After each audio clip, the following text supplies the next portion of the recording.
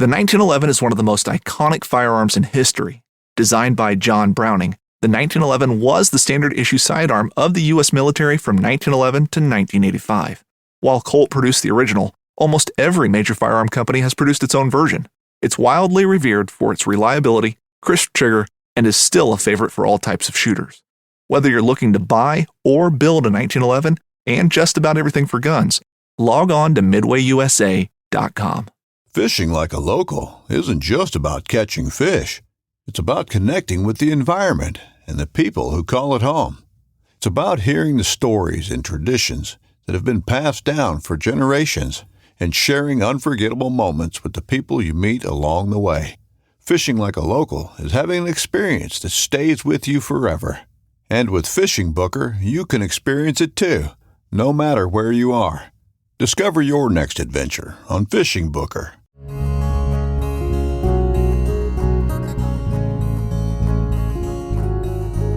Welcome to the Casting Across Fly Fishing Podcast. I'm Matthew of castingacross.com, where I explore the quarry and culture of fly fishing. You are now listening to the 262nd episode of the podcast, which happens to be a palindrome, which has no bearing on the podcast whatsoever. Today we're talking about fly line again. And this is one of those little parts of fly fishing minutia that I think is something that everyone needs to consider at least a little bit. And so me talking for 18 to 20 minutes may be more than you've ever thought you've needed to think about it, but this is going to probably satisfy that quotient. But in reality, and this is my intention in the podcast, and only putting a 20-minute podcast out with my one opinion, maybe even just giving a few other opinions I've come across over the years of my fly fishing, is that what I do and what I share and what you hear will send you on a journey to go explore this more fully, because you may find a solution for your problem that is contradictory to mine. And that's okay.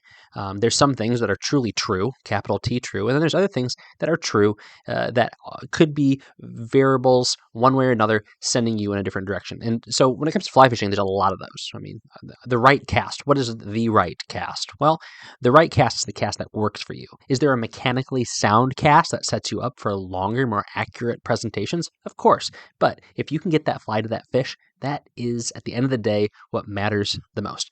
So this is one of those conversations that, again, delves into the minutia. There's a couple different answers. I'll share my right answer, but we'll go from there. And what am I talking about? Fly line. We're talking about loop-to-loop connections, and we're talking about how to utilize them and when you should re-evaluate how your fly line attaches to your leader. So again, there are ways to fish with a fly rod and fly line and a leader that don't require a loop-to-loop connection. I don't encourage them. For most of our situations that we find ourselves in, we want a loop-to-loop connection of some sort. What does that mean? That means your fly line ends in a loop somehow, somewhere, and I'll talk about some of those options here in a minute. And then your leader has a loop somewhere. And then all you have to do is a loop-to-loop connection. And really, to try to explain this in the most simple terms as possible, you take the loop that's on the end of your leader and you run the entire loop through the loop at the end of your fly line. And then you take the tag end of your leader and you run it through the loop of the leader. So it doubles back on itself like a snake eating its own tail. That's another kind of palindrome. And actually, They Might Be Giants had a song about that. But again, that goes beyond the scope of this podcast and this podcast episode. So that's what a loop-to-loop connection is. Now, this gives you a lot of versatility. And it also provides some security to your gear so that you're not having to cut into the terminal end of your fly line frequently. Now, that is a possibility. You can do that. And that will create a very strong and very smooth transition. But like I said, for most situations and circumstances, and for most anglers, that's not the best plan of attack. Now, what are some of the things that you need to pay attention to when you talk about that loop-to-loop connection? Well, first and foremost, it's that your knots are good. We'll talk about a few of those different knots here in a minute. Secondly, you want to make sure it's a smooth transition, because the last thing you want, if you have a good cast, if you have a good leader, if you're using good fly line, all these three things are important. Having all three of them running at a high level is going to increase your odds of putting your fly where you want it in a way that's not going to spook fish. Having all those things working together, you do not want the weakest link to be that hinge between your line and your leader. So what would that look like? That would look like having a 6-weight fly line and then having a leader that has a 5x butt section. So you go from a very thick fly line to a very thin leader. Now you're going to go from thick fly line to thin leader, irrespective of what you choose to do. But having a good fly line that tapers down and has a nice head to it, even though there's a loop, and then a leader with a thicker butt section and a stiffer butt section is going to allow that hinge to be mitigated. It's going to be less of an impact on your cast. So that's what we're talking about, is having that loop-to-loop connection. Even outside of the nature of the connection is the nature of the materials, both their diameter and their density, and I would even actually add also their how rigid or supple they are. Having those things come together, so you can actually have a thicker, heavier fly line and a thinner but more rigid butt section, which is of course the section of your leader that is closest to your fly line. Having that be more rigid and then your fly line be a little thicker, that kind of compensates for the diameter and weight difference. And it's never going to be perfect. I mean, I'm sure there's somebody who's tried to make it a perfect transition, and they've got some sort of weird welded, melded monofilament and fly line, but that's for the future, not for today. So these are just some things to think about. Let's talk brass tacks. Let's talk very practically what this looks like. More often than not, today, if you buy fly line, what used to be reserved for only premium fly line, but now you find almost everywhere, is a welded loop at the end of your fly line. It's now the industry standard. It's a factory-made loop at the terminal end of your fly line.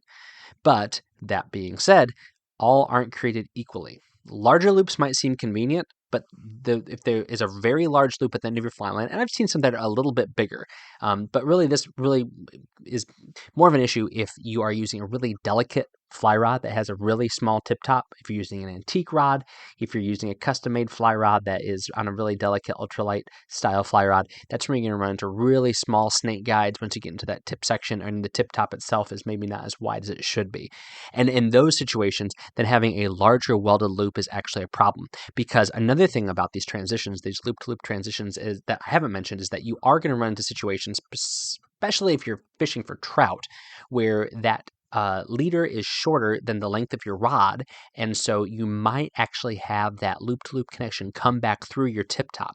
Now, hopefully you can avoid this, and a lot of it is by discipline, and a lot of it is just by situational awareness. But if you are fishing with a really long leader and you get that loop-to-loop connection that comes through your tip top and into your snake guides, and then that fish goes for another run and it's a bigger fish, or if this you happen to be using a you're fishing in the salt and you have a bigger connection and it goes back into those guides and that striper takes off, or the bluefish takes off, then if that thing gets hung up on that guide, best case scenario, it pops that guide off and you're still fishing, albeit in a little bit of a handicapped way. But more often than not, what happens is it's going to break your rod, or it's going to snap your line, and now you've lost the fish as well. And so that's another reason why to have a good smooth transition. But part of that is having a small loop that is not going to get hung up as it moves through the guides. So the welded loops, you want to look at them and make sure it's going to fit in that rod well. It's not during casting. Remember, this doesn't have a bearing on your casting. It's when you brought a fish in and then it makes run. So you want to take a look at this loop. Is it too big? Is the way that it has been welded, did the manufacturer make it so it's really, really rigid for like 2 inches below that welded loop? Or if this is something where it seems like it sinks, if that welded loop causes your fly line to sink, if it's always sinking right there, then that might be a reason to cut that off. And again, you're not paying for a welded loop. You're paying for a line that casts well. So if the welded loop is the weakest part of that equation, then cut it off and don't feel bad about it. But for most of the fly lines I've fished, with only a few exceptions, I fish that welded loop until that welded loop gives out. And how does it give out? Well, one in a few ways. One, I've tied enough leaders on it, loop-to-loop connection leaders, where it actually creates a crease in it and it cracks. When it cracks, a few things happen. It creates a access point for water, and so it starts to sink, but also it is weakening. And you look at it and you can pull it, and if that crack gets bigger and bigger as you pull it, even if you're having to exert quite a bit of energy pulling on that loop-to-loop connection with your leader hand, you're looking at the welded loop in your line hand, and you see that start to widen, that's time to start from scratch. But for most trout fishing, for most warm water fishing, and for a lot of saltwater fishing, especially kind of the closer to shore estuary style, and even surf casting style of saltwater fishing, you're going to be totally fine with a quality line with a good welded loop at the end of it. The next thing to do, and this is probably the next best thing, and probably what I would do if I wanted a incredibly reliable connection, would be a nail knot with a monofilament or fluorocarbon bit of leader butt section attached to the end of it. So this is my favorite approach.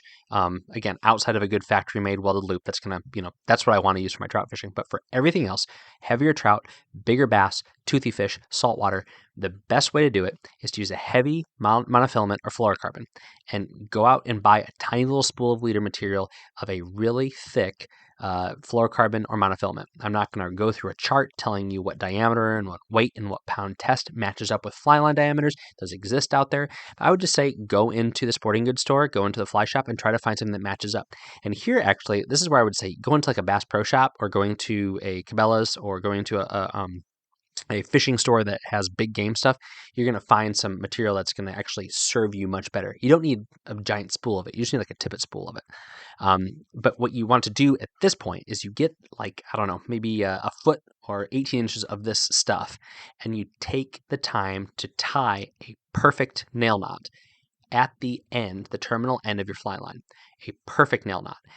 Smooth, line up all the loops, do everything you need to do to pull that thing tight into that line without pulling so tight that it pinches the fly line, cutting it. So I've found that the best way to do that is nice, smooth tension. Now, I'm not going to describe how to tie a nail knot on a podcast. I can't imagine worse radio than that. But a nail knot is not a difficult task to engage in, especially if you have the right tool, which I'll mention here at the end of the podcast. I'm going to be going back to back on product placement for a recommendation from the same company. But if you have a good tool, and of course you could do this with a straw, you could do this with a lot of other makeshift things, you can tie a nice nail knot, and that nail knot is going to apply consistent pressure over, probably a third of an inch, like maybe 2 centimeters, something like that, over the one spot of fly line. You pull that nice and tight, and then you take your time to cut that fly line away, to cut that tag end away, and you have a beautiful, smooth transition where that knot is not adding too much bulk to the end of your fly line, and then you have a perfect piece of leader material sticking out. And then at the end of that, you can tie a nice, heavy, strong loop. Now, the next thing I would say that you want to add to this, and this is again the second product, and I'll give some brand specifics here in a little bit, is you're going to want to use a UV resin to coat both the knot that you tie your leader material, your butt section, onto your fly line, that nail knot, but then also on that loop. And there's a bunch of different loop knots out there. I usually just kind of, I can't think what you call it, but it's when you basically make a loop and you tie 2 just overhand knots using that loop onto itself. And that is a very, very strong knot, and it has a very smooth transition to it. But you want to coat that knot also with a UV resin, and then take your time to really pull it tight, and then line it up such that when you cut off the tag end, it is incredibly smooth. And of course, you do that before you apply the UV resin. Then the UV resin will actually smooth things out more. It'll fill in the gaps between the bumps, and it'll also smooth off that transition. But this is what you would do if you have to cut off that welded loop. This is what you would do if you have to, if you buy a fly line that doesn't have a welded loop. This is a great way to fish because it's creating smooth. It has 2 knots, mind you. I'm not no bones about that. There's 2 knots now. There's the knot of the nail knot, and there's the knot at the loop. But they are both smooth. They are both strong, and you know what they looked like when you tied them. So you're going to now look at them and be able to test them. Make sure they look good. Make sure nothing is fraying. And worst case scenario, that nail knot's probably going to be in good shape. But if you have to retie that, then you lose an inch of fly line. You're not losing a foot of fly line. So you probably have, depending on the fly line, a couple feet to play with before you start getting into that head taper. But the less is more. So you're only cutting into a couple inches into that fly line that every time you tie a new nail knot. And then you have hopefully a long enough butt section such that if you have to retie that loop at the end of that butt section, the loop in the mono or the fluorocarbon, then you can do that probably 3 or 4 times before you start to get into a problem with your material that you tied on that nail knot. But this is probably the best thing to do. And there's diagrams for this. There's videos on it, but that's my preference. So that's my favorite: a nail knot with either monofilament or fluorocarbon at the end of the fly line. Secondly, that welded loop. Do that if you need to. Do that if you have it. And for most trout fishing, that's going to do more than fine for you. And again, I fish striper with these things all the time, and until from repeated use, they start to fray, then I'm going to keep using them, using welded loops. That's my second favorite. Third favorite, and this is one that I don't see as much anymore, but I used to do this when I worked at Fly Shop. I would do a nail knot in looped fly line. So I would double the fly line over on itself, and I would cut a tapered cut, angling away at the very tip of that terminal end of that fly line. I would double it over so it created a nice smooth transition, and then using backing, using nylon backing, I would tie like 2 nail knots next to each other, holding that fly line into a loop. So essentially, I was creating a welded loop. It looked just like it, only there was however many, 14 or 18 loops of really tightly wound nylon backing holding that thing together. Do that, cut those tag ends off really, really smoothly, and then coat it with a UV resin. And, it's going to work really well. It's a great way to create what's essentially a welded loop on a fly line that doesn't have one. And as long as you take time, make sure everything's smooth, and test it, this should last a long time.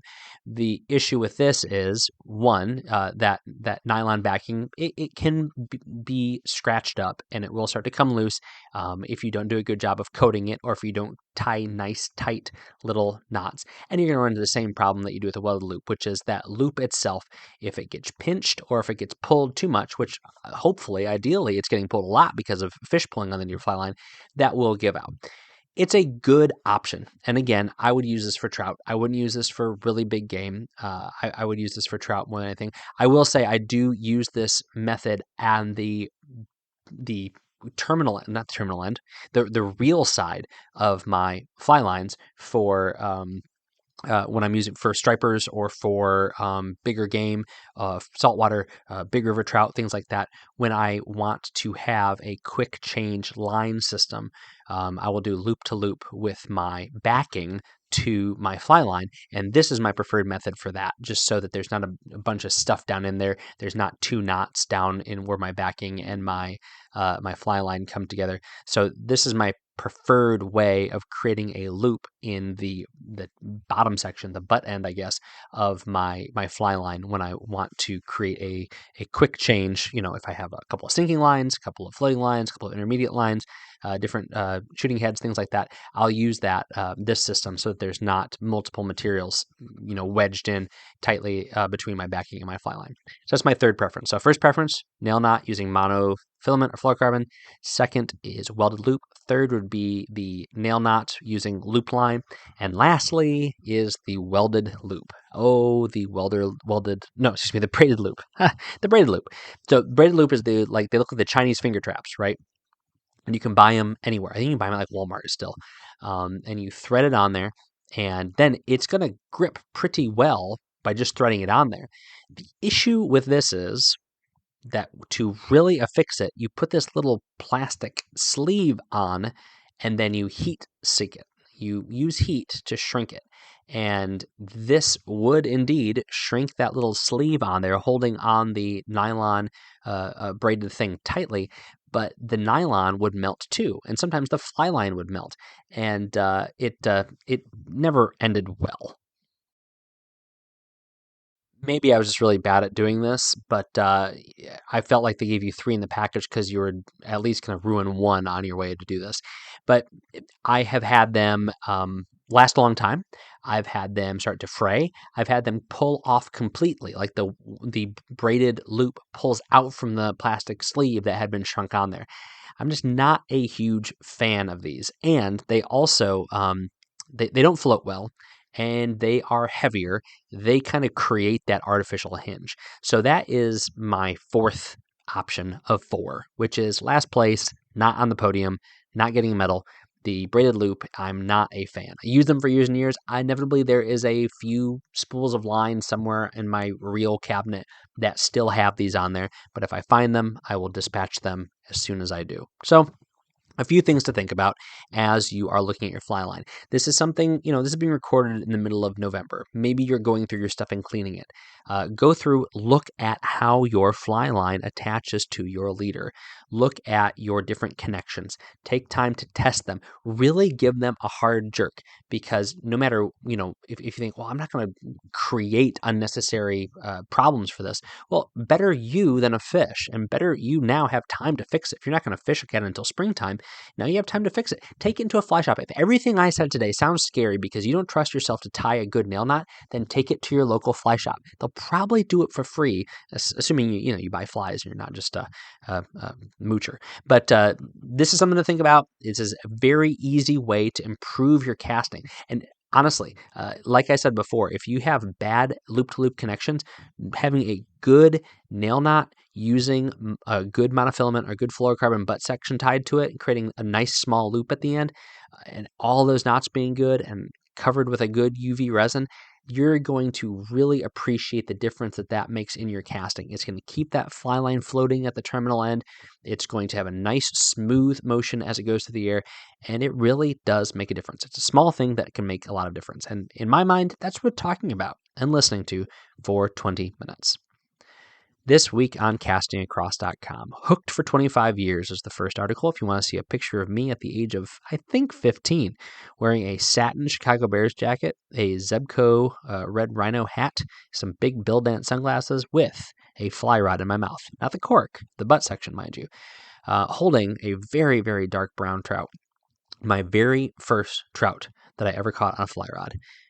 That's what you'll see if you go to castingacross.com and looked at the article Hooked for 25 Years. But I talk about what really got me into fly fishing. And I'll give you a hint. It wasn't that fish, which I caught on my second cast ever with a fly rod. Wednesday's article is called Streams of Heritage. Actually, the article is called Watch, Streams of Heritage. Streams of Heritage is a short film that was put out by some gents. Their YouTube channel is called Frequent Flyers Fishing. And I absolutely loved it. I mean, I wouldn't say it's the best thing in the world, but in a world of high-fiving, soaring guitar solo, and or throbbing techno fly fishing artsiness, having a video that is composed of old-timey photographs and conversations with people that are boots on the ground is really, really exciting. And I really enjoy it. And it's talking about the Catskill area. So the Catskill area is not like my fly fishing backyard. I fish there quite a bit. I absolutely love it. It's one of my favorite places to fly fish here on the East Coast. But it is one of the birthplaces of American fly fishing.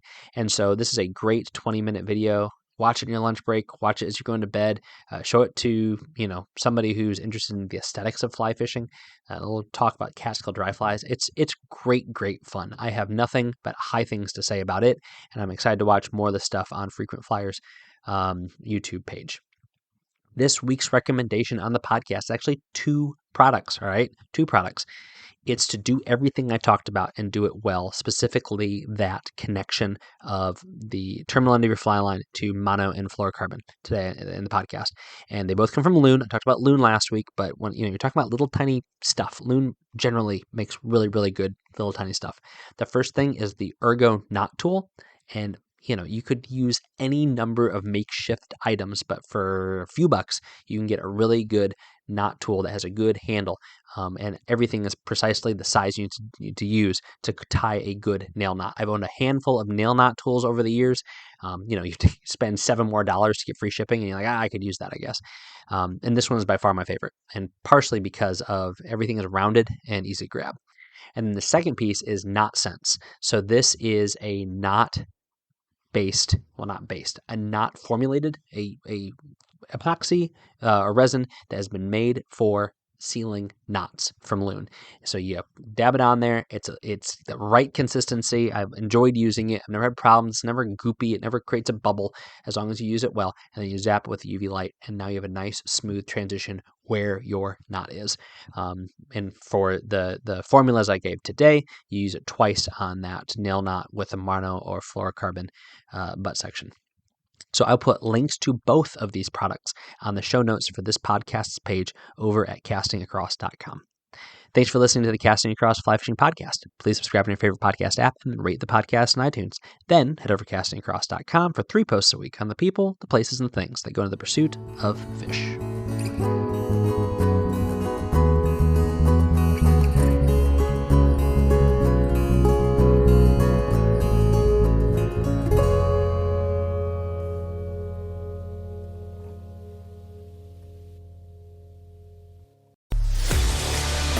A life that has the stories to back it. A life to be proud of. It's a Winchester life. Yeah, baby. 6'8" Western. Oh, mule deer, baby, right there. Tune in every Tuesday at 7 p.m. Eastern on Waypoint TV.